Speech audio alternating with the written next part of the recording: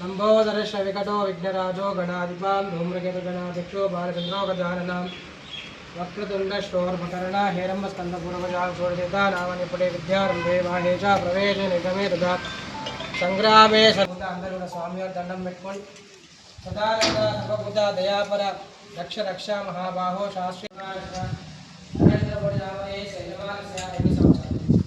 4399 రోజులు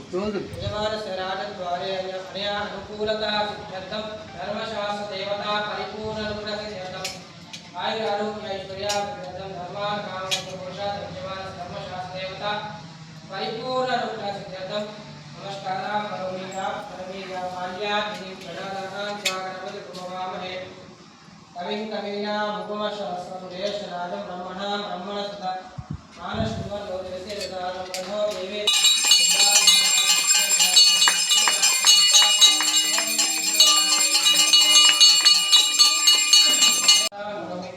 ఓం శ్రీ స్వామియే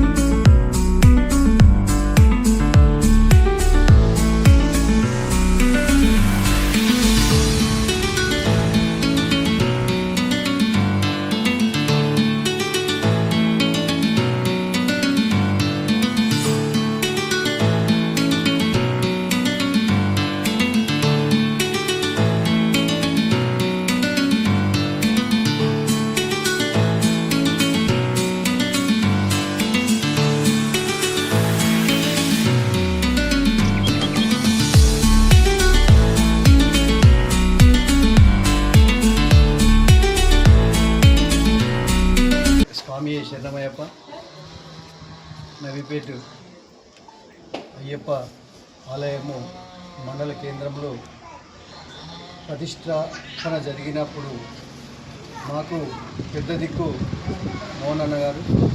ఎందుకంటే ప్రతి విషయంలో తను ముందుండి మాకు నడిపించింది. ఎందుకంటే ప్రతి విషయంలో కూడా మీరు ఇట్లా చేస్తే బాగుంటుంది, ఇట్లా చేస్తే బాగుంటుంది అని చెప్పి మాకు ఈరోజు వరకు కూడా అండగా ఉన్నటువంటి తను ఆయుర ఆరోగ్యాలతో తను అనుకున్న పని కావాలని మనస్ఫూర్తిగా కోరుకుంటూ తను ఇక్కడ అయ్యప్ప ఆలయ మందిర ఆవరణలో మొక్కలు నాటే కార్యక్రమం భాగంగా ఈరోజు వచ్చినందుకు మరియు ఆలయ కమిటీ తరఫున మేము తనకు చిన్నగా సత్కరించడం జరిగింది. స్వామి శరణం.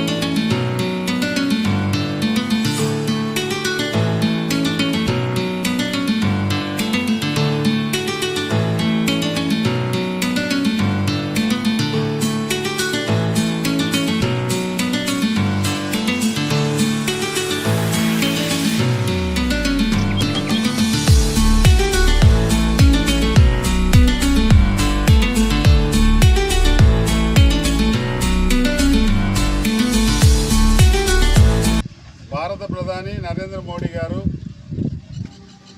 4399 రోజులు తన పరిపాలన ప్రధానమంత్రిగా పూర్తి చేసుకున్నటువంటి సందర్భంలో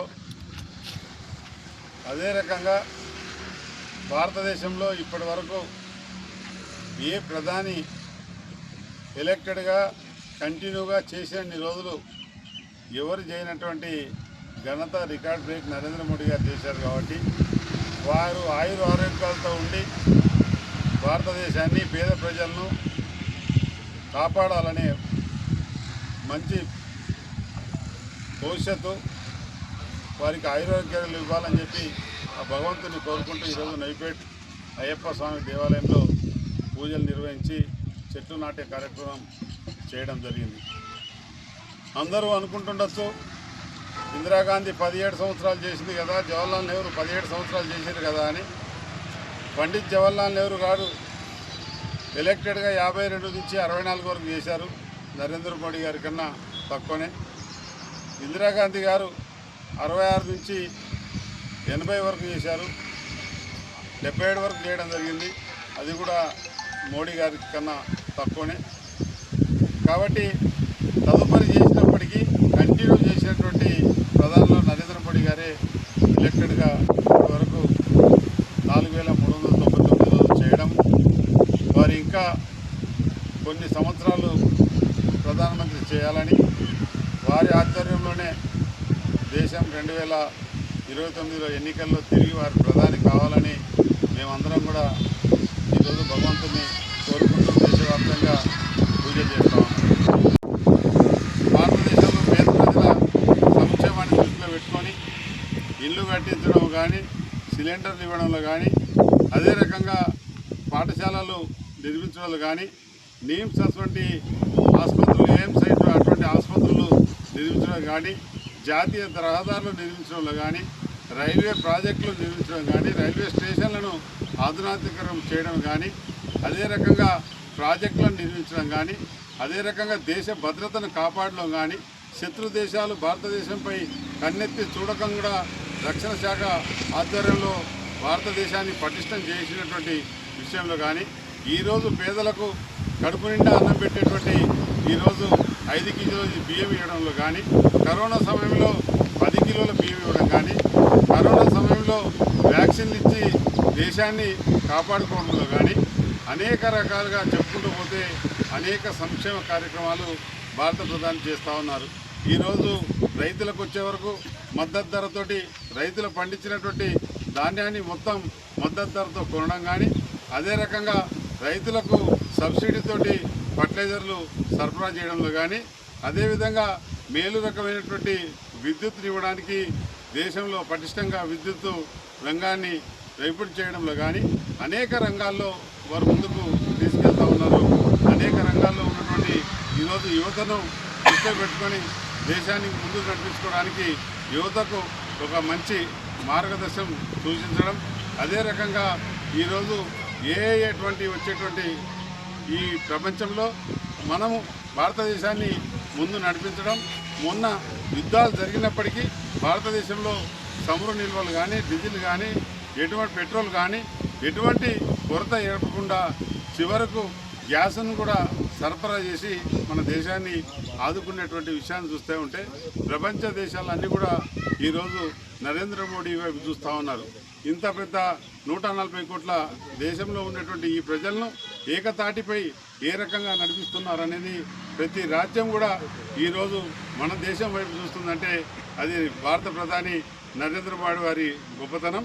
ఈరోజు భారతీయ జనతా పార్టీ అధికారంలోకి వచ్చిన తర్వాతనే అనేక సంక్షేమ కార్యక్రమాలు ఈరోజు మనం అందరం కూడా చూసుకుంటూ ముందుకెళ్తా ఉన్నాం. దేశం చాలా స్పీడ్గా ముందుకెళ్తూ ఉంది. భవిష్యత్తులో భారతదేశానికి ఇంకా మంచి భవిష్యత్తు ఉంది. ఈరోజు చూస్తే విమాన రంగం తీసుకోండి, రహదారులు తీసుకున్నా, రైల్వేలు తీసుకున్నా, సముద్రంలో నౌక ద్వారా చూసినా వాణిజ్యం ఏ రకంగా పెరిగిపోతూ ఉంది, ట్రాన్స్పోర్టేషన్ ఏ రకంగా మనకు ముందుకు వస్తూ ఉంది, మనం అన్ని రకాలుగా చూస్తూ ఉన్నాం. మనం అందరం కూడా మందిరం ఏ రకంగా నిర్మించి మన హిందుత్వాన్ని చాటుకొని ఈరోజు ఏ రకంగా జాతికి అంకితం చేయడం జరిగిందో మనం అందరం కూడా చూసాం.